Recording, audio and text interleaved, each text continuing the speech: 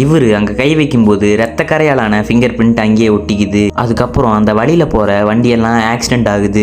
ஏன்னா அந்த ஊர்ல கண்ணுக்கு தெரியாத செவுரு ஒண்ணு உருவாகி இருக்கும். அப்போ ஒரு ஃபயர் சர்வீஸ் வண்டி அந்த வழியா வருது. இந்த ஆள் போய் வண்டியை ஸ்டாப் பண்ண ட்ரை பண்ணுவான். அந்த வண்டியில இருக்கிற டிரைவர் இவன் ஏதோ பிராங்க் பண்றான்னு சொல்லிட்டு இவன் கூட சண்டைக்கு போறாரு. அந்த கண்ணுக்கு தெரியாத செவர்ல இடிச்சதுக்கு அப்புறம் தான் அவருக்கு புரியுது, இந்த கண்ணுக்கு தெரியாத செவுரு இருக்கிறதுனால இவங்க ரெண்டு பேரும் பேசுறது கேட்கல. அதனால இவரு பேப்பரும் பேனாயும் எடுத்து அதுல எழுதி புரிய வைக்கிறாரு. அந்த பேப்பர்ல உடனே போலீஸை கூப்பிடணும்னு சொல்லி எழுதியிருக்கு. அவரும் உடனே போலீஸை கூப்பிடுறாரு. இந்த கண்ணுக்கு தெரியாத செவரை பார்க்க முடியாது, ஆனா ஃபீல் பண்ண முடியும். உடனே அந்த ஊரோட மேப் எடுத்து எந்த இடத்துலலாம் இந்த செவரு உருவாகி இருக்குன்னு பாக்குறாங்க. இவங்க முழுசா அதை பத்தி கண்டுபிடிக்கல, ஆனா அதுக்குள்ள ஒரு நாளே ஆகிடுது.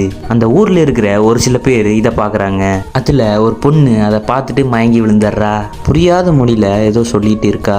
அதுக்கப்புறம் அந்த ஊர்ல இருக்கிற மக்களுக்கு இந்த விஷயம் தெரிய வருது. அந்த கண்ணுக்கு தெரியாத செவரு அந்த ஊரை சுத்தி மட்டும்தான் இருக்கு. அந்த கண்ணுக்கு தெரியாத செவரை பார்த்துட்டு இருக்கும்போது அந்த போலீஸ் ஆஃபீஸருக்கு நெஞ்சு வலிக்க ஆரம்பிக்குது. உடனே அவரோட ஹார்ட் பிளாஸ்ட் ஆயிருது. அவரும் அந்த இடத்துலயே இறந்து போயிடுறாரு. அந்த இடத்துல காப்பாத்துறதுக்கு யாருமே இல்லாதனால